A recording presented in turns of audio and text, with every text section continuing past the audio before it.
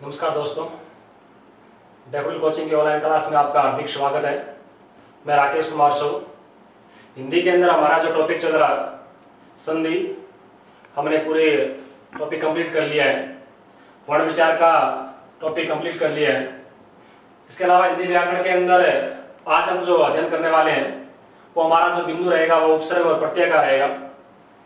हिंदी के अंदर यदि हम शब्दांश की बात करें तो दो शब्दांश है, एक उपसर्ग है और एक प्रत्यय है। आज हम उपसर्ग और प्रत्यय के बारे में अध्ययन करेंगे।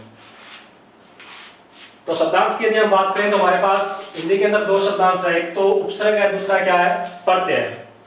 यदि शब्द का यदि विभाजन करके रूप में देखें तो यहाँ पर उपसर्ग के रूप में देखें, यहाँ पर उप है, मूल शब्द के बाद में देखें तो यहाँ पर क्या है, सरग है, उप प्लस में सरग।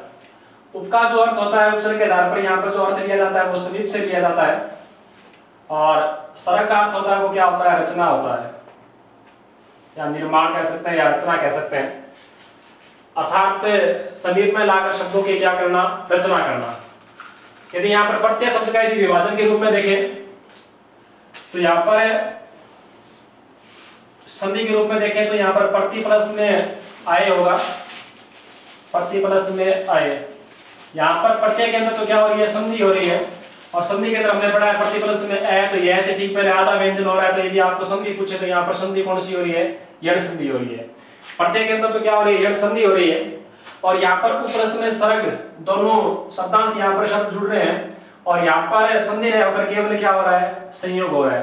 क्योंकि दो वर्णों के मेल से यदि विकार उत्पन्न होता है तो वहां पर संधि होती है, और जहां पर विकार उत्पन्न नहीं होता है वहां पर क्या होता है, केवल संयोग माना जाता है। अब हम देखें उपसर्ग और प्रत्यय में अंतर क्या है, परिभाषा के रूप में अंतर क्या है। यदि उपसर्ग की बात करें तो उपसर्ग वे शब्दांश है, वे शब्दांश जो किसी शब्द के पूर्व में जुड़ते हैं, वे शब्दांश जो शब्दों के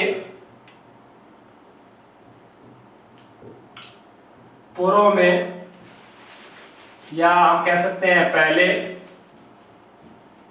या आदि,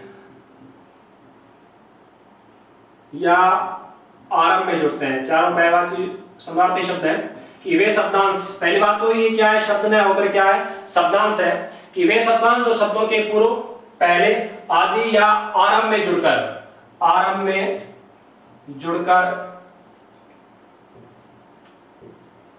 नए शब्द की रचना करते हैं, नए शब्द की रचना करते हैं, वो क्या कहलाते हैं, उपसर्ग कहलाते हैं। यदि उपसर्ग की परिभाषा के रूप में देखें तो ये वे शब्दांश हैं जो शब्दों के पूर्व में मिलेंगे, या शब्द के पहले जुड़ेंगे, या शब्द के आदि में जुड़ेंगे, या शब्द के क्या जुड़ेंगे, आरंभ में जुड़कर एक नए शब्द की क्या करते हैं, रचना करते हैं। अब देखो उपसर्ग केवल शब्द की रचना ही नहीं करते हैं, ये तीन परिवर्तन के रूप में देखें तो हम एक ये अर्थ में परिवर्तन कर देते हैं। उपसर्ग क्या कर देते हैं, अर्थ में क्या कर देते हैं, परिवर्तन कर देते हैं। कोई भी शब्द होता है उसका पूरा का पूरा अर्थ क्या कर देते हैं, परिवर्तन कर देते हैं।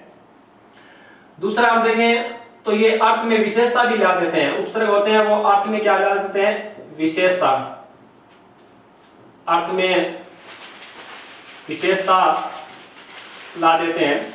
और तीसरी यदि आप देखें तो ये एक नए शब्द की क्या करते हैं, रचना करते हैं, नए शब्द की रचना करते हैं। तो यदि हम उपसर्ग के बारे में देखें तो उपसर्ग की परिभाषा के रूप में देखें तो ये वे शब्दांश है जो शब्दों के क्या जुड़ेंगे, आपको पूर्व में जुड़ेंगे, या पहले जुड़ेंगे, या आदि में जुड़ेंगे, या आरंभ में जुड़कर एक नए शब्द की क्या करते हैं, रचना करते हैं, या उसका अर्थ क्या कर देते हैं, परिवर्तन कर देते हैं, या फिर उसका अर्थ विशेष कर देते हैं, या फिर एक नए शब्द की या नया शब्द की क्या कर देते हैं, रचना कर देते हैं। वो क्या कहलाते हैं, उपसर्ग कहलाते हैं। यदि हम इसी प्रकार यदि प्रत्यय की बात करें तो प्रत्यय वे शब्दांश है, परिभाषा के रूप में देखें तो ये भी क्या है, शब्दांश है। हिंदी के अंदर शब्दांश दो प्रकार के हैं, एक तो ये उपसर्ग और दूसरे कौन से हैं, प्रत्यय हैं। ये वे शब्दांश जो शब्दों को क्या जुड़ते हैं, बाद में जुड़ते हैं, शब्दों के बाद, शब्दों के बाद में जुड़कर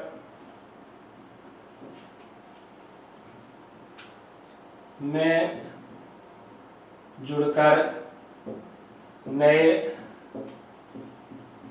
शब्द की रचना करते हैं, या नवीन शब्द की क्या करते हैं, रचना करते हैं। कि वे शब्दांश जो शब्दों के बाद में जुड़कर एक नए शब्द की क्या करते हैं, रचना करते हैं, वो क्या कहलाते हैं, प्रत्यय कहलाते हैं। तो ये जो उपसर्ग है वो तो क्या जुड़ेंगे, शब्दों के पहले जुड़ते हैं, और जो शब्दांश होता है वो क्या प्रत्यय होते हैं वो क्या जुड़ते हैं, शब्दों के क्या जुड़ते हैं, बाद में जुड़ते हैं। दोनों क्या करते हैं कि कोई भी शब्द होता है उसकी क्या करते हैं, रचना करते हैं, या नए शब्द को उत्पन्न करने में ये उपसर्ग और प्रत्यय दोनों क्या होते हैं, सहायक होते हैं। मतलब शब्द हिंदी का जो शब्द भंडार है उसमें वृद्धि करने के लिए हम देखें तो उपसर्ग है या प्रत्यय है या संधि है या समास है, इनका जो प्रयोग किया जाता है वो शब्दों में क्या किया जाता है, वृद्धि के लिए किया जाता है। और दोनों ये क्या माने जाते हैं, शब्दांश माने जाते हैं। उपसर्ग होते हैं वो शब्द में पूरा का पूरा अर्थ क्या कर देते हैं, परिवर्तन भी कर देते हैं, और अर्थ में क्या ला देते हैं, विशेषता भी ला जाते हैं। जैसे हम देखें एक शब्द है हमारे पास, ये ज्ञान शब्द है, और इसके अंदर यदि हम देखें एक उपसर्ग है हमारे पास, वी उपसर्ग लगा दिया हमने, वी प्लस में ये क्या हो गया, विज्ञान हो गया। यहां पर ज्ञान का जो अर्थ है और उपसर्ग लगने के कारण इसका अर्थ क्या हो जाता है, विशेष हो जाता है। विज्ञान का अर्थ क्या हो गया, विशेष बोध हो गया। और जैसे ही हमने इसके आगे क्या लगा दिया, ए उपसर्ग लगा दिया, और ये क्या हो गया, ए प्लस में ज्ञान, ये क्या हो गया, अज्ञान हो गया। अज्ञान का अर्थ यहाँ पर क्या हो गया, ज्ञान के क्या हो गया, विपरीत हो गया। तो ये अर्थ में पूरा का पूरा अर्थ क्या करते हैं, परिवर्तन भी कर देते हैं, और अर्थ में क्या ले देते हैं, विशेषता भी ला देते हैं। इसी प्रकार प्रत्यय भी कोई भी शब्द के साथ जुड़ते हैं उसका अर्थ क्या कर देते हैं, परिवर्तन कर देते हैं। तो पहला जो अंतर यदि हम परिभाषा के रूप में देखें तो ये शब्दांश उपसर्ग शब्दों के आपको पहले मिलेंगे, और प्रत्यय वो शब्दों के क्या मिलेंगे, बाद में मिलेंगे। जिस प्रकार समझने के रूप में हम देखें कि पहले आपको जिस प्रकार उपसर्ग है, उपसर्ग प्लस में यहाँ पर क्या है, शब्द, और शब्दों के बाद में जुड़ने वाले जो शब्दांश है वो क्या कहलाते हैं, प्रत्यय कहलाते हैं। क्या कहलाते हैं, प्रत्यय कहलाते हैं। तो कोई भी जो शब्द है या विकारी शब्द है उसके जो पहले जुड़ने वाले शब्दांश होते हैं वो तो क्या कहलाते हैं, उपसर्ग कहलाते हैं, और कोई भी विकारी शब्द है उसमें बाद में जुड़ने वाले जो शब्दांश है वो क्या कहलाते हैं, प्रत्यय कहलाते हैं। दूसरा यदि हम अंतर की बात करें तो दूसरा अंतर इनकी विशेषता के रूप में देखें तो इनका कोई स्वतंत्र रूप से कोई अर्थ नहीं होता है। चाहे उपसर्ग है चाहे प्रत्यय है, उनका स्वतंत्र रूप से कोई अर्थ नहीं होता है, स्वतंत्र रूप से अर्थ नहीं होता है।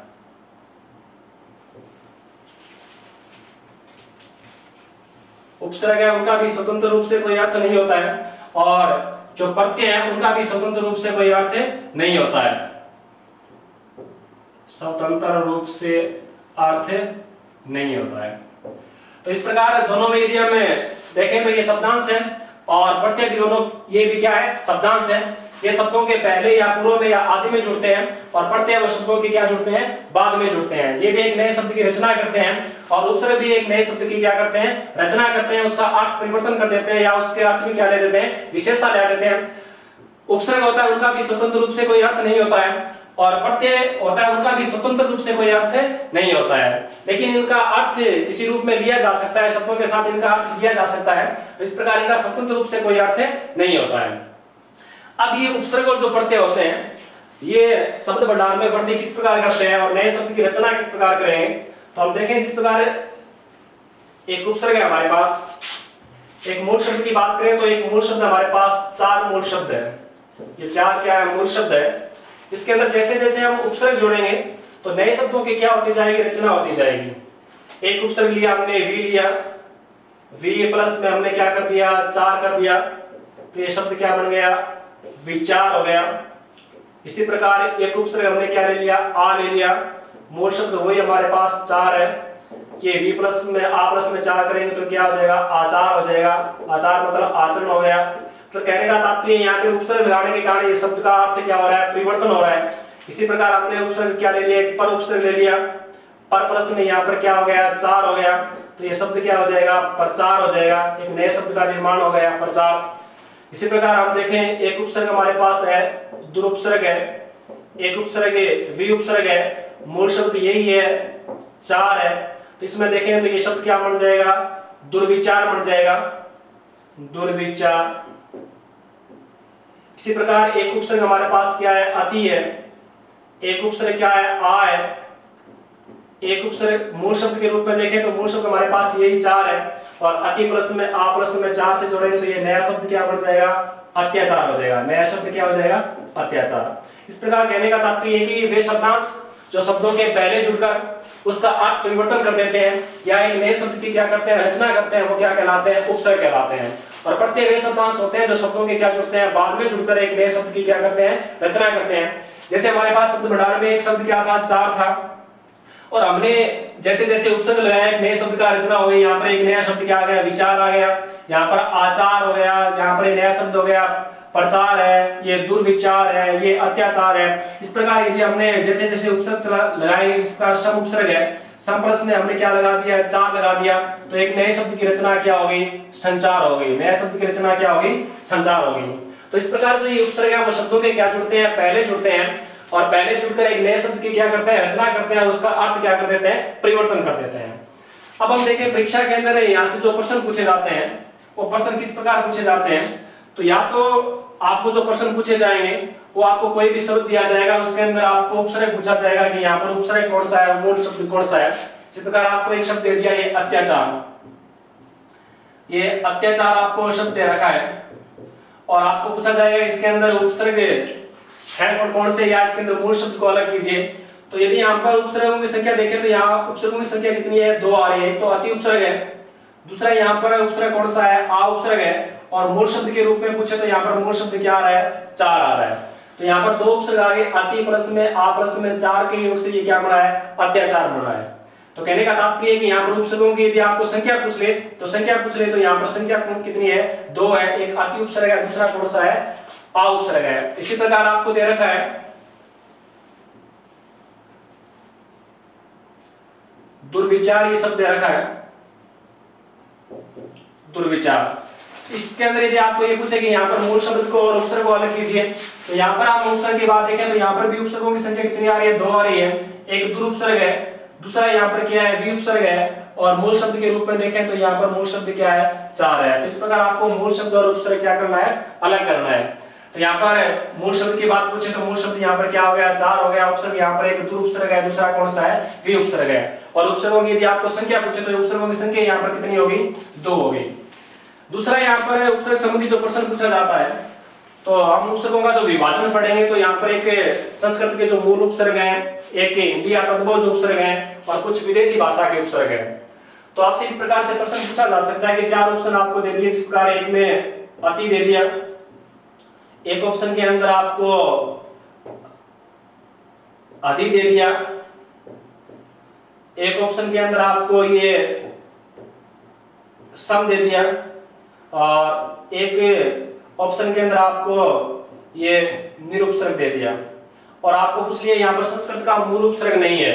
भी हम संस्कृत के उपसर्गों की बात करें तो अति यहाँ पर संस्कृत के मूल उपसर्गों में शामिल है, अधि भी है और निर भी है। ये जो सम जो उपसर्ग है, ये जो सम उपसर्ग है वो संस्कृत के 22 उपसर्गों में शामिल नहीं है, ये हिंदी या तद्भव उपसर्ग है। तो तत्सम शब्दों वाले जो उपसर्ग है, तत्सम जो उपसर्ग है उनका प्रयोग केवल तत्सम शब्दों के साथ होगा, और तद्भव जो उपसर्ग है उनका प्रयोग केवल तद्भव शब्दों के साथ होगा।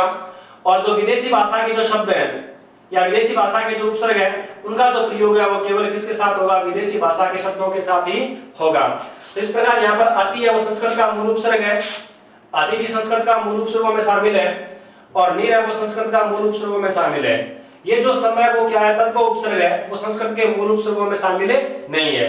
लेकिन जो सम हलंत वाला जो सम है, आपको सम इस प्रकार यदि दे रखा है, ये सम का अर्थ यहाँ पर विशेष के रूप में लिया गया है। ये जो सम है वो क्या है, संस्कृत के 22 उपसर्गों में शामिल है। तो ये जो सम है वो अलग है, और ये जो सम है वो क्या है, अलग है। ये तद्भव वाला जो उपसर्ग है, और ये जो उपसर्ग है वो कौन सा है, तत्सम वाला उपसर्ग है। इसी प्रकार आपसे उपसर्ग के अंदर मूल शब्द या प्रत्यय उपसर्ग को अलग करना है, या प्रत्यय को अलग करना है, या फिर उसके अंदर उपसर्गों की जो संख्या है उससे संबंधित प्रश्न आ सकता है, या फिर ये संस्कृत का उपसर्ग कौन सा है, हिंदी या तद्भव उपसर्ग कौन से है, या विदेशी उपसर्ग कौन से है, उनमें से कोई प्रश्न आ सकता है। अब यदि हम बात करें उपसर्गों का जो विभाजन किया गया है, उपसर्गों का जो विभाजन किया गया है, विभाजन की बात करें तो ये विभाजन मुख्य रूप से 3 प्रकार से विभाजित किया गया है। हिंदी के अंदर देखें तो उपसर्गों को 3 रूप से विभाजित किया गया है, और 3 रूप के रूप में हम देखें तो एक तो है संस्कृत के मूल उपसर्ग, संस्कृत के मूल उपसर्ग, एक तो हम संस्कृत के मूल उपसर्ग पढ़ेंगे। दूसरा हम देखें तो हिंदी या तद्भव उपसर्ग है, हिंदी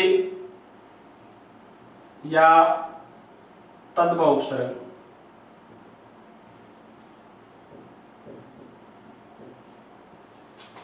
तीसरा यदि हम बात करें तो तीसरे हैं वो है विदेशी उपसर्ग या विदेशी उपसर्ग, विदेशी भाषा के उपसर्ग। तो इस प्रकार हिंदी के अंदर जो उपसर्गों का जो विभाजन किया गया है मुख्य रूप से 3 प्रकार है। एक संस्कृत के मूल उपसर्ग है, एक हिंदी या तद्भव उपसर्ग पढ़ेंगे और एक विदेशी भाषा के कुछ उपसर्ग है वो पढ़ेंगे। संस्कृत के जो मूल उपसर्ग है उनकी संख्या निश्चित की गई है, और इनकी जो आपको संख्या पूछे तो इनकी संख्या कितनी है, 22 है। ये 22 उपसर्ग है वो आपको याद रखने हैं कि संस्कृत के 22 उपसर्ग कौन कौन से हैं। इनमें से कोई प्रश्न आ सकता है कि 4 में से 3 आपको 22 में से कोई मिल जाएगा, एक तद्भव वाला उपसर्ग मिल जाएगा, और एक आपको अलग पूछ लेगा यहाँ पर कि संस्कृत का उपसर्ग कौन सा है या कौन सा नहीं है। हिंदी या तद्भव उपसर्ग है इनकी कोई संख्या निश्चित नहीं है, विदेशी भाषा के जो उपसर्ग है उनकी भी कोई संख्या निश्चित नहीं है। तो उपसर्गों का जो विभाजन किया गया है, और उपसर्गों का जो विभाजन मुख्य रूप से 3 प्रकार से हम पढ़ेंगे। संस्कृत के मूल उपसर्ग पढ़ेंगे, और हिंदी या तद्भव उपसर्ग पढ़ेंगे, और विदेशी भाषा के उपसर्ग पढ़ेंगे। अब बात हम करें उपसर्ग के अंदर जो संस्कृत के जो मूल उपसर्ग हैं, और मूल उपसर्ग 22 है कौन कौन से। ये 22 उपसर्गों की हम बात करें, संस्कृत के जो मूल 22 उपसर्ग हैं वो है कौन कौन से। तो 22 के अंदर शामिल जो उपसर्ग है वो देखो, संस्कृत के मूल उपसर्ग, और इनकी संख्या के रूप में देखें तो इनकी संख्या कितनी है, 22 है। और ये 22 है कौन कौन से। एक अति उपसर्ग है, एक अधि उपसर्ग है, एक अभि उपसर्ग है, अति है, अधि है, अभि है, एक औपसर्ग है, एक अपउपसर्ग है, एक अनुपसर्ग है, और एक अनुपसर्ग है। अन्य वो हिंदी के अंदर संस्कृत का मूल उपसर्ग है, और इसके आधार पर यहाँ पर एक संस्कृत का व्याकरण के अंदर एक मूल उपसर्ग और भी शामिल किया गया है, वो कौन सा है, अपि है। लेकिन एनसीईआरटी के अंदर यहाँ पर जो उपसर्ग है वो कौन सा है, अन को शामिल किया गया। एक उपसर्ग के रूप में देखें तो यहाँ पर आ उपसर्ग है, एक उपसर्ग है वो कौन सा है, उद उपसर्ग है। उद या उत एक ही बात है, या तो उद मिलेगा आपको या फिर कौन सा मिलेगा, उत मिलेगा। एक जो उपसर्ग है वो कौन सा है, उप उपसर्ग है। एक उपसर्ग की बात करें तो यह दुर उपसर्ग है, एक दुस उपसर्ग है, एक नि उपसर्ग है,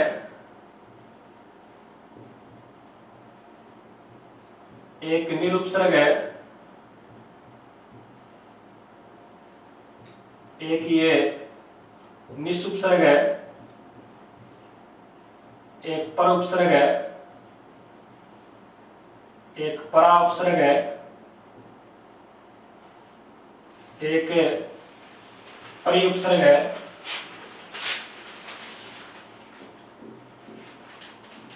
एक प्रति उपसर्ग है, एक सम उपसर्ग है, एक सु उपसर्ग है, और 22वां जो उपसर्ग है वो कौन सा है, वी उपसर्ग है। यदि हम संस्कृत के 22 उपसर्गों की बात करें तो ये संस्कृत के 22 उपसर्ग हैं। अति है, अधि है, अभि है, अव है, अप है, अनु है, ये अन है, आ उपसर्ग है, उद या उत उपसर्ग है, उप है, दुर है, दुस है, नि, निर, निस, पर, परा, परि, प्रति, सम, सु और वी उपसर्ग है। इनका कई बार इनका अर्थ भी पूछ लिया जा सकता है। इस प्रकार अति है, इस अति का अर्थ क्या है, अधि है, अधि का अर्थ क्या है, अभि का अर्थ क्या है, अव का अर्थ किस रूप में लिया जा सकता है, उप का अर्थ किस रूप में लिया जाता है। तो इनके अर्थ भी आपको साथ साथ में क्या रखने हैं, याद रखने हैं। या फिर आपको इस प्रकार कोई उदाहरण दिया जाएगा, उसके अंदर आपको पूछा जाएगा कि यहाँ पर अति उपसर्ग है या अधि उपसर्ग है या अभि उपसर्ग है। अब हम यदि देखेंगे ये जो उपसर्ग है इनमें से किस प्रकार उदाहरण आते हैं और उनकी हम पहचान किस प्रकार करेंगे। यदि हम अति उपसर्ग की बात करें तो इनके जो उदाहरण है आपको 3 प्रकार से इनके उदाहरण मिल सकते हैं। यदि ये जो अति उपसर्ग है इनके बाद में यदि कोई व्यंजन वर्ण आता है तो ये अति आपको इस प्रकार मूल रूप में आएगा, इसका कोई परिवर्तन नहीं आएगा। यदि इसके बाद में कोई समान शब्द आ जाता है तो यहाँ पर ई की मात्रा जो हर्ष है उसका रूप परिवर्तन हो जाता है, वो मात्रा क्या हो जाएगी, दीर्घ में परिवर्तन हो जाएगी। या इसके बाद में कोई भी असमान शब्द आता है तो यहाँ पर ई के बाद में कोई भी असमान शब्द आएगा तो ये आपको इस प्रकार नजर आएगा अत्य के रूप में, क्योंकि यहाँ पर क्या हो जाएगी, यण संधि में परिवर्तन हो जाएगा। तो ये अति जो उपसर्ग है इसके बाद में यदि कोई व्यंजन वर्ण आता है जिस प्रकार ये अति प्लस में कर्मण आ गया, अति प्लस में क्या आ गया, कर्मण आ गया। यहाँ पर आपको पूछे कि अति कर्मण के अंदर उपसर्ग कौन सा है, और अति कर्मण के अंदर उपसर्ग देखें तो यहाँ पर उपसर्ग अलग से स्पष्ट नजर आ रहा है कि यहाँ पर उपसर्ग कौन सा है, अति उपसर्ग है। और मूल शब्द के रूप में देखें तो यहाँ पर शेष क्या बच गया, कर्मण बच गया। तो आपको जिस प्रकार यदि आपके इसके यहाँ पर व्यंजन वर्ण आ रहा है तो यहाँ पर उपसर्ग का कोई परिवर्तन नहीं होगा, ये आपको क्या मिलेगा, मूल रूप में मिलेगा। या इसके बाद में कोई भी समान शब्द आ जाएगा, जिस प्रकार ये शब्द आ गया अतीत आ गया, और आपको पूछिए यहाँ पर अतीत के अंदर उपसर्ग कौन सा है। अब देखो यहाँ पर अति के अंदर ई की मात्रा क्या है, छोटी है, लेकिन यहाँ पर ई की मात्रा क्या दिखाई दे रही है, बड़ी दे रही है। लेकिन जब हमें संधि करेंगे और संधि के छेद के अंदर हम देखेंगे तो यहाँ पर संधि करेंगे तो यहाँ पर अति प्लस में क्या आएगा, इत आएगा। और जब यहाँ पर उपसर्ग अलग से कौन सा हो जाएगा, अति हो जाएगा। तो अतीत के अंदर यदि आपको उपसर्ग पूछे तो यहाँ पर उपसर्ग कौन सा है, अति उपसर्ग है। लेकिन यहाँ पर ई की मात्रा क्या आ रही है, दीर्घ हो रही है। और दीर्घ किसके कारण हो रही है, दीर्घ संधि के कारण यहाँ पर ई की मात्रा क्या हो रही है, दीर्घ हो रही है। तो दूसरा परिवर्तन आपको इस प्रकार नजर आ सकता है, यहाँ पर ई की मात्रा क्या मिलेगी, बड़ी मिलेगी। तीसरा यदि हम परिवर्तन देखें जहां पर ये है तो आपको उदाहरण इस प्रकार मिलेंगे, इस प्रकार एक शब्द आ गया अत्यधिक, शब्द दे रखा है आपको अत्यधिक शब्द दे रखा है, और आपको ये पूछे अत्यधिक के अंदर यहाँ पर उपसर्ग कौन सा है। उपसर्ग आपको इस प्रकार ऑप्शन में मिल जाएगा, कहीं पर ए मिल जाएगा, बी के अंदर आपको अत्य मिल जाएगा, सी के अंदर आपको ये अति उपसर्ग दे दिया, डी के अंदर आपको इनमें से कोई नहीं इस प्रकार दे दिया। तो यहाँ पर एक तो ए के रूप में नजर आ रहा है या फिर अत्य के रूप में नजर आ रहा है, लेकिन अति कहीं पर नजर नहीं आ रहा है। लेकिन जब इनका हम संधि देखेंगे तो यहाँ पर देखो ये से ठीक पहले आधा व्यंजन आ रहा है, और इसके आधार पर यदि हम संधि करेंगे तो ये से ठीक पहले आधा व्यंजन है उसे हमने पूरा लिख दिया। यह के अनुसार मात्रा लगाएंगे तो मात्रा यहाँ पर किसकी आएगी, ई की मात्रा आ गई, और शेष यहाँ पर क्या बच जाएगा, अधिक बच जाएगा। तो यहाँ पर अति प्लस में ये क्या हो जाएगा, अधिक हो जाएगा। तो यहाँ पर भी उपसर्ग कौन सा निकल कर आ रहा है, अति उपसर्ग आ रहा है। तो इस प्रकार आपको जो शब्द दिए जाएंगे और उनमें आपको क्या करनी है, उपसर्ग की पहचान करनी है। तो अति कर्मण के अंदर भी अति उपसर्ग है, अतीत के अंदर दीर्घ संधि के कारण यहाँ पर ई की मात्रा क्या हो गई, दीर्घ हो गई। यहाँ पर भी क्या है, अति उपसर्ग है। और यहाँ पर अति का जो परिवर्तन है वो किसमें हो गया, आधे तय के रूप में हो गया। और यहाँ पर भी संधि कौन सी है, यण संधि, और उपसर्ग के रूप में देखें यहाँ पर भी उपसर्ग कौन सा है, अति उपसर्ग है।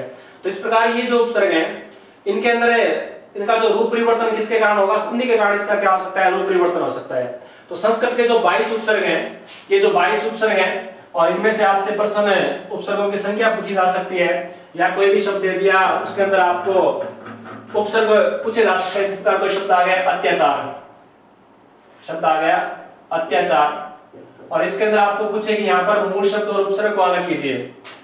तो यहाँ पर हम देखें उपसर्गों की यदि हम संख्या की बात करें तो यहाँ पर एक उपसर्ग तो कौन सा है, अति उपसर्ग है। दूसरा यहाँ पर उपसर्ग कौन सा आ रहा है, आ रहा है।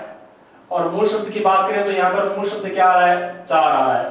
तो यहाँ पर उपसर्गों की हम संख्या देखें तो यहाँ पर उपसर्गों की संख्या कितनी है, 2 है। एक अति उपसर्ग है, दूसरा कौन सा है, आ उपसर्ग है, और मूल शब्द के रूप में देखें तो यहाँ पर मूल शब्द क्या है, 4 है। अब आपको यदि अति का अर्थ पूछ ले तो अति का अर्थ क्या होता है, अति का अर्थ क्या होता है, अधिक होता है, अधिक भी होता है, और अति का अर्थ क्या होता है, परे भी होता है। अति का अर्थ अधिक भी होता है और परे भी होता है। अधिक अर्थ देखें तो अधिक अर्थ क्या होता है, ऊपर भी होता है और श्रेष्ठ भी होता है, ऊपर या श्रेष्ठ। अभिकार देखें तो अभिकार क्या होता है, सामने के रूप में लिया जाता है, सामने है या फिर पास है इसके रूप में लिया जाता है। अवकार देखें तो अवकार क्या होता है, बुरा होता है। अपकार देखें तो अपकार भी क्या होता है, बुरा भी होता है, और अपकार विपरीत के रूप में भी लिया जाता है। अनुकार देखें तो अनुकार क्या होता है, पीछे होता है और छोटा भी होता है। अनुकार पीछे या छोटा है। इसी प्रकार अनकार देखें तो अनकार नहीं के रूप में लिया जाता है, नहीं या रहित के रूप में इसका अर्थ लिया जाता है। आकार देखें तो आकार तक भी होता है और से के रूप में भी इसका अर्थ लिया जा सकता है। उद्य या उद्गार देखें तो यहाँ पर इसका जो अर्थ किसके रूप में लिया जाता है, ऊंचा के रूप में इसका अर्थ लिया जाता है। उपकार देखें तो उपकार भी किसके रूप में लिया जाता है, संदीप के रूप में लिया जाता है।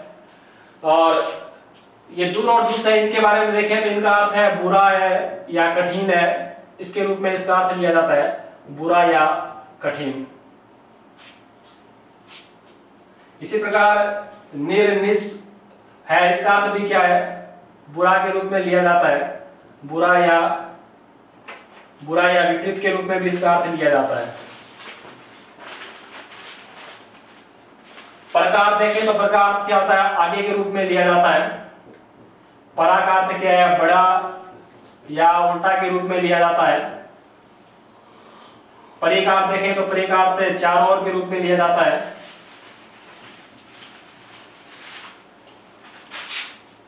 प्रतिकार देखें तो हर एक के रूप में लिया जाता है। समकार यहाँ पर विशेष के रूप में भी लिया जाता है, विशेष या समान के रूप में।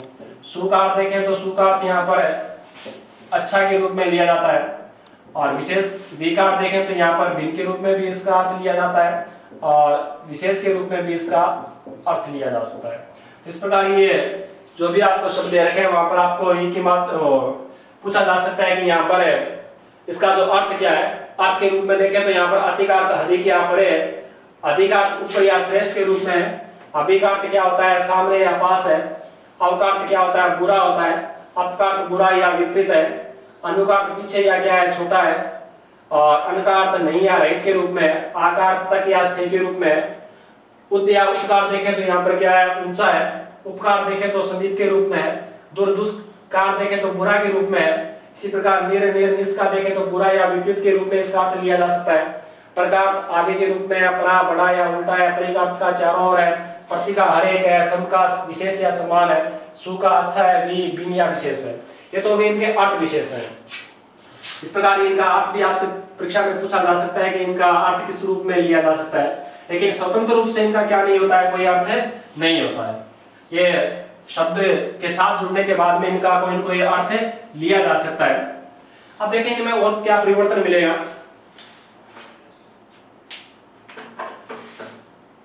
इस प्रकार हम आदि की बात करें तो आदि ये तीन रूपों में आपको इस प्रकार मिलेगा। यहाँ पर यदि इसके बाद में व्यंजन आता है तो ये भी अपने मूल रूप में मिलेगा। और यदि दीर्घ संधि का कोई उदाहरण आता है तो यहाँ पर ई की मात्रा आपको क्या मिलेगी, बड़ी मिलेगी। या फिर कोई भिन्न स्वर आता है तो आपको ये इस प्रकार नजर आएगा, यह से ठीक पहले आधे व्यंजन के रूप में ये नजर आएगा। तो तीन प्रकार से इसका क्या हो सकता है, परिवर्तन हो सकता है। इसी प्रकार ये अभी है, यदि इसके बाद में कोई व्यंजन वर्ण आ रहा है तो ये अभी इस प्रकार नजर आएगा। या इसके बाद में कोई समान शब्द आएगा तो इसका रूप क्या हो जाएगा, दीर्घ हो जाएगा। और या इसके बाद में कोई भिन्न शब्द आएगा तो इसका परिवर्तन किस में हो जाएगा, यह से ठीक पहले ये आधे व्यंजन के रूप में हो जाएगा। जैसे हम देखें, ये शब्द दे रखा है आपको, अध्ययन दे रखा है। और अध्ययन के अंदर यदि आपको ये पूछे कि अध्ययन के अंदर उपसर्ग कौन सा है, उपसर्ग के रूप में देखें तो यहाँ पर आदि नजर नहीं आ रहा है। लेकिन जब इसकी हम संधि विच्छेद करेंगे, संधि करेंगे तो यहाँ पर यह से ठीक पहले आता व्यंजन क्या आ रहा है, दया आ रहा है। दया को हम क्या लिखेंगे, पूरा लिखेंगे। यह के अनुसार मात्रा लगाएंगे तो मात्रा यहाँ पर किसकी आएगी, छोटे ई की आएगी। और शेष हम देखें तो यहाँ पर क्या बन जाएगा, आयन बन जाएगा। आदि प्लस में ये क्या हो जाएगा, आयन हो जाएगा।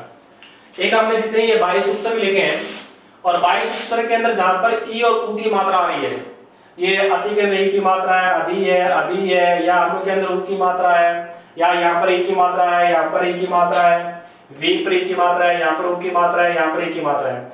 यहाँ पर जो ई और उ की जो मात्रा है वो सदैव आपको क्या मिलेगी, हर्षव स्वर की मात्रा मिलेगी। यहाँ पर ई भी हर्षव आएगा हमेशा और उ की जो मात्रा है वो भी क्या मिलेगी, छोटे उ की, मतलब हर्षव उ की मात्रा मिलेगी।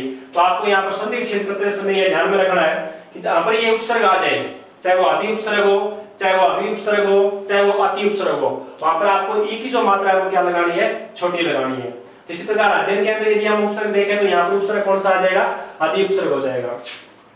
इसी प्रकार हम देखें, ये आपको ये दे रखा है अभी है। अभी के अंदर यदि इसके बाद में कोई व्यंजन वर्ण आ रहा है, जिस प्रकार ये शब्द आ गया अभिभाषण। और अभिभाषण के अंदर यदि आपको उपसर्ग पूछे तो यहाँ पर उपसर्ग कौन सा है? अभी उपसर्ग है, क्योंकि इसके बाद में व्यंजन वर्ण आ रहा है तो इसका कोई परिवर्तन नहीं होगा। ये आपको स्पष्ट नजर आएगा। यहाँ पर अभी प्लस में ये क्या हो गया? भाषण हो गया। मूल शब्द यहाँ पर क्या है? भाषण है। और उपसर्ग के रूप में पूछे तो यहाँ पर क्या है? अभी उपसर्ग है। इसी प्रकार कोई शब्द दे दिया आपको अभिदा, अभिदा के अंदर भी देखें तो यहाँ पर भी उपसर्ग कौन सा है? अभी उपसर्ग है। और अभी प्लस में यहाँ पर मूल रूप में देखें तो यहाँ पर मूल शब्द क्या है? धा है। लेकिन यहाँ पर यदि कोई भिन्न शब्द आ जाएगा तो ये आपको इस प्रकार आ जाएगा अभ्यास है। यण संधि का यदि उदाहरण आएंगे तो आपको इस प्रकार के उदाहरण मिलेंगे। इस प्रकार उदाहरण आ गया अभ्यास। और अभ्यास के अंदर आपको पूछेगी यहाँ पर उपसर्ग कौन सा है, तो यहाँ पर अभी स्पष्ट रूप से नजर नहीं आ रहा है, लेकिन जब इसका हम संधि विच्छेद करेंगे तो यहाँ पर जो उपसर्ग निकल कर आएगा वो कौन सा आएगा? अभी आएगा। और अभी प्लस में ये क्या हो जाएगा? आस हो जाएगा। और यण संधि के कारण इसका परिवर्तन किसमें हो गया? ई का परिवर्तन है ये में हो गया। अब आपको ये पूछेगी अभ्यास के अंदर उपसर्ग कौन सा है, तो उपसर्ग यहाँ पर कौन सा है? अभी उपसर्ग है। तो इस प्रकार ये जो ई वाले जो उदाहरण है वो तीन प्रकार से आपको परिवर्तन मिलेंगे। या तो इसके बाद में व्यंजन आएगा तो अपने मूल रूप में मिलेगा, कोई दीर्घ संधि का उदाहरण आएगा तो ई की मात्रा क्या हो जाएगी? दीर्घ हो जाएगी। या फिर यण संधि का कोई उदाहरण आएगा तो आपको ये से ठीक पहले ये आधे व्यंजन के रूप में आएंगे। ये जो अव है, अव का कोई विशेष परिवर्तन नहीं है। इस प्रकार अवहेलना शब्द आ गया। और अवहेलना के अंदर आपको यदि उपसर्ग पूछे तो यहाँ पर उपसर्ग कौन सा है? यहाँ पर अव प्लस में क्या हो जाएगा? हेलना हो जाएगा। यहाँ पर उपसर्ग कौन सा है? अव है। और मूल शब्द के रूप में देखें तो यहाँ पर मूल शब्द क्या हो गया? हेलना हो गया। इसी प्रकार कोई शब्द आ गया अवगुण आ गया। अवगुण के अंदर देखें तो यहाँ पर अव प्लस में क्या हो जाएगा? गुण हो जाएगा। इसी प्रकार कोई शब्द दे रखा है आपको अव प्लस में तार, ये अवतार हो गया। अवतार के अंदर उपसर्ग पूछे तो यहाँ पर भी कौन सा है? अव उपसर्ग है। तो अवतार है, अवगुण है, अवहेलना है। यहाँ पर जो उपसर्ग है वो कौन से है? अव उपसर्ग है। यहाँ पर इसका कोई परिवर्तन नहीं है। अब हम अप की बात करें तो अप का अर्थ क्या होता है? बुरा या अन्य के रूप में होता है। तो या तो इसके अंदर आपको इसका दे दिया अप प्लस में मान दे दिया अपमान। अपमान के अंदर यदि आपको उपसर्ग पूछे तो यहाँ पर है अप के बाद में कोई व्यंजन वर्ण आ रहा है तो इसका कोई परिवर्तन नहीं होगा। तो इसका मतलब करेंगे तो ये क्या हो जाएगा? अप प्लस में क्या हो जाएगा? मान हो जाएगा। तो यहाँ पर उपसर्ग कौन सा है? अप उपसर्ग है। या फिर इस रूप में आ जाए अपेक्षा। यहाँ पर अपेक्षा के अंदर यदि आपको उपसर्ग पूछे, ये शब्द रखा है अपेक्षा, और इसके अंदर देखें ए उपसर्ग है या अप उपसर्ग है या अन्य उपसर्ग है, तो अपेक्षा के अंदर क्या हो रही है? संधि हो रही है। और संधि के आधार पर हम देखें तो इसका विभाजन करेंगे तो विभाजन क्या होगा? अप प्लस में क्या हो जाएगा? इच्छा हो जाएगा। अप प्लस में इच्छा। यहाँ पर संधि कौन सी हो रही है? गुण संधि हो रही है। और गुण संधि के कारण यहाँ पर ये अप प्लस में इच्छा से इस का परिवर्तन किस में हो गया है? ए में हो गया है। तो अपेक्षा के अंदर यदि आपको उपसर्ग पूछे तो यहाँ पर भी उपसर्ग कौन सा है? अप उपसर्ग है। या फिर कोई दीर्घ संधि का उदाहरण आ जाए इस प्रकार यदि आपको अपांग, और अपांग के अंदर यदि आपको उपसर्ग पूछे तो यहाँ पर इसका विभाजन करेंगे तो ये क्या हो जाएगा? अप प्लस में क्या हो जाएगा? अंग हो जाएगा। ए और ए मिलकर इसका परिवर्तन किस में हो गया? आ में हो गया। अपांग के अंदर पूछे तो यहाँ पर भी उपसर्ग कौन सा है? अप उपसर्ग है। इसी प्रकार यदि हम अनुपसर्ग की बात करें, अनु का अर्थ पीछे के रूप में भी लिया जा सकता है और छोटे के रूप में भी लिया जा सकता है। अनु है वो आपको यदि इसके बाद में कोई व्यंजन वर्ण आ रहा है तो ये अनु आपको इस प्रकार मूल रूप में नजर आएगा। और यदि इसके बाद में कोई समान स्वर आएगा तो यहाँ पर ऊ की मात्रा क्या हो जाएगी? दीर्घ हो जाएगी। और यदि कोई भिन्न स्वर आएगा तो यहाँ पर इसका जो परिवर्तन है वो किस में हो जाएगा? वह में हो जाएगा। अनु के बाद में कोई व्यंजन आएगा तो अपने मूल रूप में आएगा। और कोई समान दीर्घ स्वर आएगा या समान स्वर आएगा तो इसका परिवर्तन दीर्घ में हो जाएगा। और भिन्न स्वर आएगा तो इसका परिवर्तन किस में हो जाएगा? आधे वह के रूप में हो जाएगा। जैसे हम अनुगमन करें तो यहाँ आपको अनुगमन के अंदर उपसर्ग पूछे तो यहाँ पर है उपसर्ग कौन सा है? अनु प्लस में क्या हो जाएगा? गमन हो जाएगा। लेकिन आपको अनुदित के अंदर देखें, अनुदित में उपसर्ग कौन सा है? अब यहाँ पर उपसर्ग है ए उपसर्ग है या अनुपसर्ग है या अनुपसर्ग है। तो अनुदित के अंदर देखें तो यहाँ पर जो उपसर्ग है वो कौन सा है? अनु प्लस में ये क्या हो जाएगा? उदित हो जाएगा। अनु प्लस में क्या हो जाएगा? उदित। तो यहाँ पर जो उपसर्ग आएगा वो कौन सा है? अनुपसर्ग है। लेकिन यहाँ पर इसकी मात्रा दीर्घ संधि के कारण क्या हो रही है? दीर्घ हो रही है। या फिर आपको इस प्रकार का उदाहरण आ गया अन्वय। अन्वय के अंदर यदि आपको उपसर्ग पूछे तो यहाँ पर संधि हो रही है। संधि कौन सी है? यण संधि है। और यण संधि के आधार पर देखें तो इसमें अनु प्लस में ये क्या हो जाएगा? आय हो जाएगा। अनु प्लस में क्या हो जाएगा? आय। ये जो अन है, ये जो अन है इसका अर्थ नहीं या विपरीत के रूप में लिया जाता है। और एक तो ये जो अन है और एक ये अन है, ये दो उपसर्ग हैं, देखो अन और अन। ये जो उपसर्ग है वो तो संस्कृत के 22 उपसर्गों में शामिल किया जाता है, और ये जो अन है वो तद्भव जो उपसर्ग है, ये इनका प्रयोग केवल हिंदी शब्दों के साथ या तद्भव शब्दों के साथ होगा, हिंदी या तद्भव। और ये जो संस्कृत के शब्दों के साथ, मतलब संस्कृत का जो मूल उपसर्ग 22 में इसको शामिल किया गया है, और यहाँ पर हल है और यहाँ पर हलन नहीं है, और दोनों का अर्थ क्या है, रहित या बिना के रूप में लिया जा सकता है। अब देखो इनकी पहचान क्या है। यदि हम किसी भी शब्द का विभाजन करते हैं और विभाजन करते समय यहाँ पर क्या आ रहा है, स्वर आ रहा है, तो स्वर से ठीक पहले जो उपसर्ग आएगा वो कौन सा आएगा, हंत वाला या संस्कृत का जो मूल उपसर्ग है इसका प्रयोग होगा। और यदि यहाँ पर क्या आ रहा है, कोई व्यंजन वर्ण आ रहा है और इसका कोई रूप परिवर्तन नहीं हो रहा है, तो आपको जो उपसर्ग है वो कौन सा करना है, अन हिंदी वाला करना है। जैसे हम देखें कोई शब्द दे रखा है आपको, एक शब्द दे रखा है आपको, अनेक दे रखा है, एक अनादि शब्द दे रखा है, अनेक है, अनादि है। इसी प्रकार आपको अनुपयोगी शब्द दे रखा है,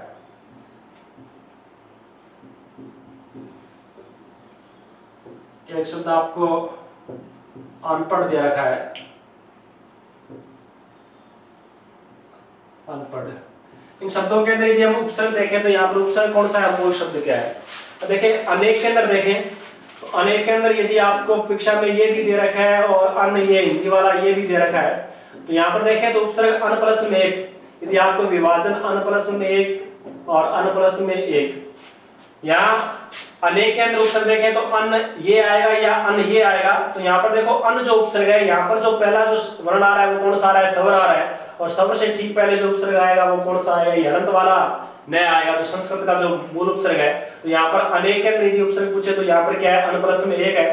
अनादि के अंदर विभाजन करेंगे तो ये भी क्या होगा, अन प्लस में क्या हो जाएगा, आदि हो जाएगा। यहाँ पर भी उपसर्ग है वो कौन सा है, अनुपसर्ग है।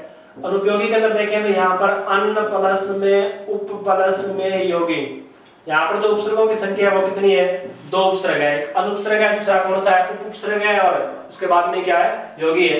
अनपढ़ के अंदर देखें तो यहाँ पर जो उपसर्ग है वो कौन सा है, अन, ये तद्भव उपसर्ग है, और इसका प्रयोग तद्भव शब्दों के साथ होगा, तो ये अन प्लस में क्या हो जाएगा, पढ़ हो जाएगा, अनपढ़। तो इस प्रकार ये जो अनुपसर्ग है इनमें एक संस्कृत वाला उपसर्ग है और एक हिंदी वाला उपसर्ग है। इसके बाद में कहीं पर स्वर आएगा तो स्वर के कारण इसका क्या हो जाएगा, रूप परिवर्तन हो जाएगा, कहीं पर एक की मात्रा आ जाएगी, कहीं पर उ की मात्रा मिलेगी, कहीं पर आपको आ की मात्रा मिलेगी।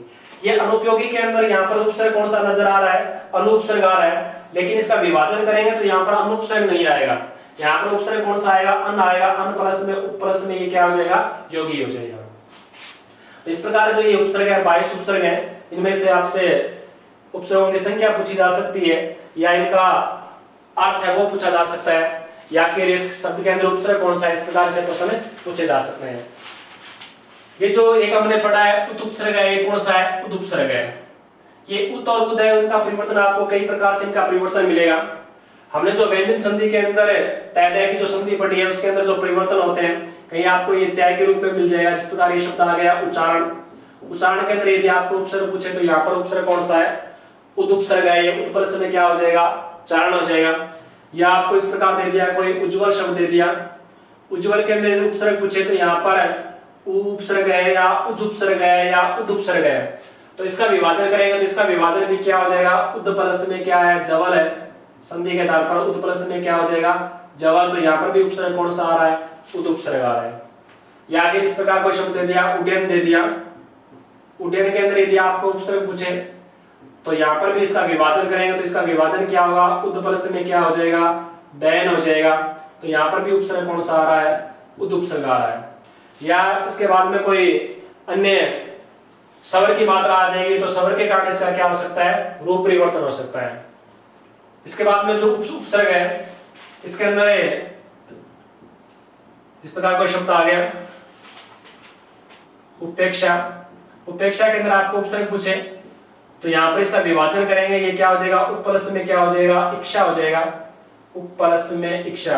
और उपेक्षा के अंदर यदि आपको उपसर्ग पूछे तो यहाँ पर उपसर्ग कौन सा है, उप उपसर्ग है। या इसके बाद में कोई व्यंजन वर्ण आएगा तो इनका कोई परिवर्तन नहीं होगा, ये उप प्लस में चार से ये शब्द क्या बन जाएगा, उपचार बन जाएगा।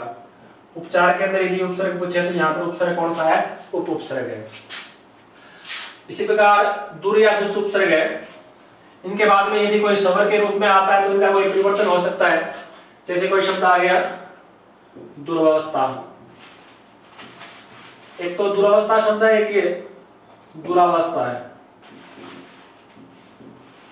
शब्द शुद्धि के आधार पर हम देखें दुरावस्था है और दुरावस्था के अंदर, तो ये दुरावस्था कोई शब्द नहीं है, शब्द शुद्धि के आधार पर ये शब्द क्या है?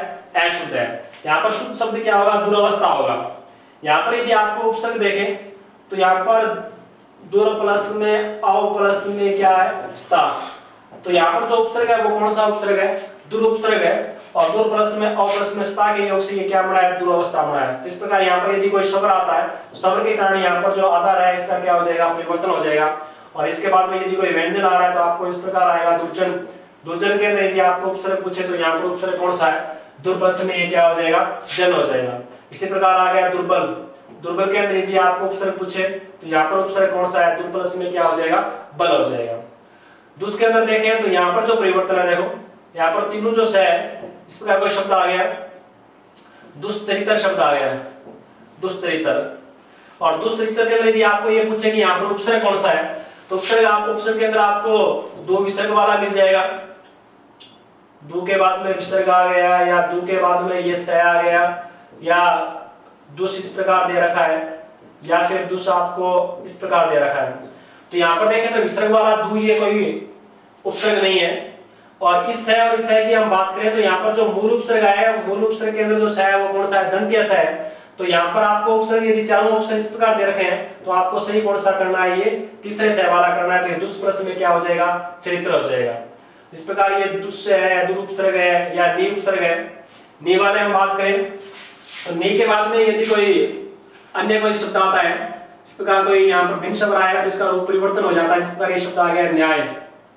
और न्याय के अंदर आपको पूछे कि यहाँ पर उपसर्ग कौन सा है, तो यहाँ पर नी स्पष्ट रूप से नजर नहीं आ रहा है, लेकिन जब इसका हम संधि करेंगे तो संधि करेंगे, यहाँ पर संधि आएगी तो नी प्लस में ये क्या हो जाएगा? आय हो जाएगा। नी प्लस में क्या हो जाएगा? आय। और न्याय के अंदर यदि आपको उपसर्ग पूछे तो उपसर्ग कौन सा है? यहाँ पर नी उपसर्ग है। इसी प्रकार हम निर और निस की बात करें, जिस प्रकार कोई शब्द आ गया निर्बल। निर्बल के अंदर यदि आपको उपसर्ग पूछे तो यहाँ पर उपसर्ग कौन सा है? निर प्लस में ये क्या हो जाएगा? बल हो जाएगा। इस प्रकार कोई शब्द आ गया निर्धन। निर्धन के अंदर यदि आपको उपसर्ग पूछे तो यहाँ पर भी क्या है? निर प्लस में क्या हो जाएगा? धन हो जाएगा। लेकिन ये शब्द आ गया निराकार। निराकार के अंदर देखें तो यहाँ पर उपसर्ग देखें तो यहाँ पर रे का जो परिवर्तन हो गया है वो स्वर के कारण हो गया है, लेकिन यहाँ पर उपसर्ग पूछे तो निर प्लस में आ प्लस में ये क्या हो जाएगा? कार हो जाएगा। यहाँ पर जो उपसर्ग है वो कौन से है? दो उपसर्ग है, तो निर उपसर्ग है, कौन सा है? आ उपसर्ग है। इसी प्रकार पर उपसर्ग है, जिस प्रकार कोई शब्द आ गया प्रदेश। प्रदेश के अंदर यदि आपको उपसर्ग पूछे तो यहाँ पर क्या है? पर प्लस में क्या हो जाएगा? देश हो जाएगा। यह शब्द आ गया प्रचार, पर प्लस में क्या हो जाएगा? चार हो जाएगा। यहाँ पर भी उपसर्ग कौन सा है? पर उपसर्ग है। परा, परा के अंदर देखें जिस प्रकार शब्द आ गया प्राभव। प्राभव के अंदर उपसर्ग पूछे तो यहाँ पर उपसर्ग कौन सा है? प्रा उपसर्ग है। शब्द आ गया प्राच्य। प्राच्य के अंदर आपको उपसर्ग पूछे तो यहाँ पर भी उपसर्ग कौन सा है? प्रा उपसर्ग है। ये प्रा प्लस में क्या हो जाएगा? जय हो जाएगा। परिवार उपसर्ग देखें जिस प्रकार कोई शब्द आ गया परिवार। परिवार के अंदर उपसर्ग पूछे तो यहाँ पर प्री प्लस में क्या हो जाएगा? वार हो जाएगा। परिजन के अंदर उपसर्ग पूछे तो प्री प्लस में क्या हो जाएगा? जन हो जाएगा।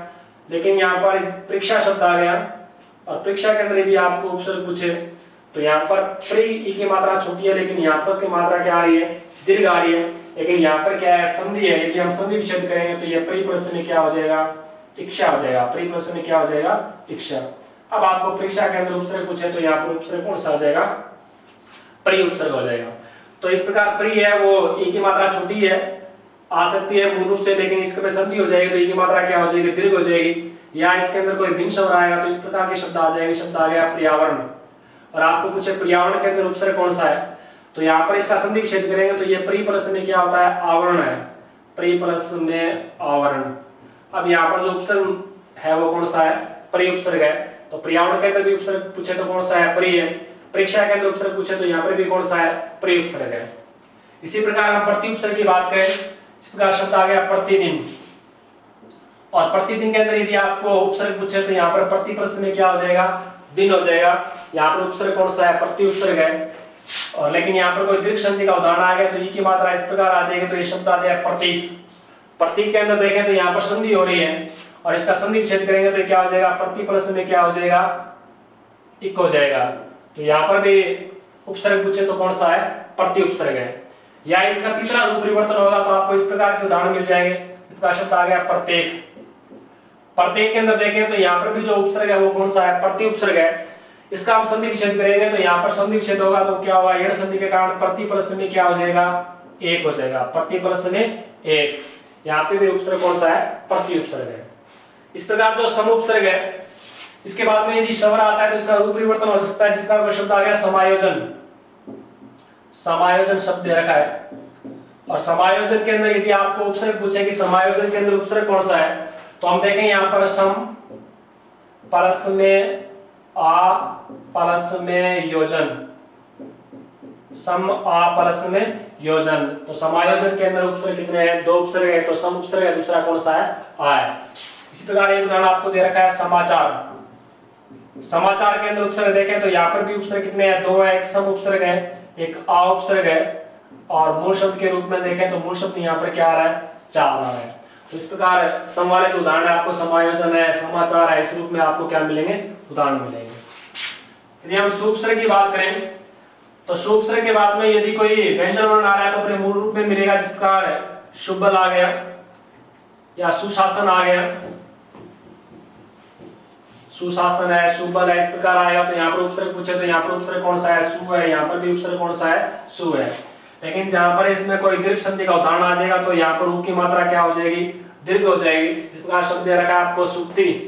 सुक्ति के अंदर यहाँ पर उ की मात्रा क्या आ रही है, दीर्घ आ रही है। लेकिन इसका विभाजन करेंगे तो ये विभाजन क्या होगा, सु प्लस में क्या हो जाएगा, उक्ति हो जाएगा। उक्ति का अर्थ क्या होता है, कथन होता है, और सु का अर्थ क्या होता है, अच्छा होता है। तो दीर्घ संधि के कारण यहाँ पर उ और उ दोनों मिलकर इसका रूप क्या हो गया, दीर्घ हो गया।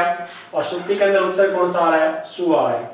या फिर हम यण संधि वाले उदाहरण आगे, इसका शब्द आ गया स्वागत। और स्वागत के अंदर आपको ये पूछे कि यहाँ पर उपसर्ग, तो उपसर्ग की बात करें तो यहाँ पर भी उपसर्ग कौन सा है, सुपसर्ग है। ये सु प्लस में क्या हो जाएगा, आगत हो जाएगा। सु प्लस में क्या हो जाएगा, आगत।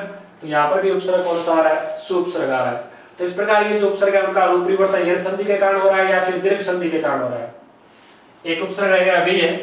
जिस प्रकार आपको शब्द दे दिया विज्ञान, विज्ञान के अंदर यदि आपको उपसर्ग पूछे तो यहाँ पर उपसर्ग कौन सा है, वि है। वि प्लस में क्या हो जाएगा, ज्ञान हो जाएगा। इस प्रकार कोई शब्द आ गया विशेष।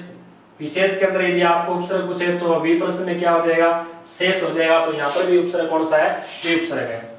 या फिर इनका जो रूप परिवर्तन होगा, जिस प्रकार कोई शब्द आ गया विक्षा। विक्षा के अंदर यदि आपको उपसर्ग पूछे तो यहाँ पर दीर्घ संधि हो रही है और दीर्घ संधि के आधार पर इसका विभाजन करेंगे तो ये वि प्लस में क्या हो जाएगा, इक्षा हो जाएगा। वि प्लस में क्या हो जाएगा, इक्षा हो जाएगा। और यहाँ पर भी उपसर्ग कौन सा आ रहा है, वि आ रहा है। या फिर इस प्रकार के उदाहरण आ गया, कोई दे दिया आपको वे, और वे के अंदर यदि हम उपसर्ग देखें तो यहाँ पर यण संधि हो रही है और यण संधि के आधार पर हम देखें तो इसका विभाजन करेंगे तो ये वि प्लस में क्या हो जाएगा, आय हो जाएगा। वि प्लस में आय। तो यहाँ पर भी उपसर्ग कौन सा आ रहा है, वि उपसर्ग आ रहा है। तो इस प्रकार आपने जो उपसर्ग पढ़े और उपसर्ग का विभाजन किस प्रकार से किया गया है, तो संस्कृत के मूल उपसर्ग है, एक हिंदी वाले उपसर्ग है और एक विदेशी वाले उपसर्ग है। संस्कृत के जो मूल उपसर्ग है उनकी संख्या निश्चित है, वो कितनी है, 22 है। और ये 22 उपसर्ग हमने पढ़े हैं कि कौन कौन से उपसर्ग है, किस प्रकार इनका रूप परिवर्तन होगा और किस प्रकार से आपसे प्रश्न पूछा जाएगा। तो कहीं पर दीर्घ संधि के कारण इनका रूप परिवर्तन हो सकता है, यण संधि के कारण इनका रूप परिवर्तन हो सकता है, या उपसर्गों की जो संख्या कितनी है उससे आपको प्रश्न पूछा जा सकता है कि इसके अंदर उपसर्ग 2 है या 3 है या 4 है, या मूल उपसर्ग कौन सा है या मूल शब्द कौन सा है। इस प्रकार आपसे उपसर्ग संबंधी प्रश्न पूछा जा सकता है। धन्यवाद।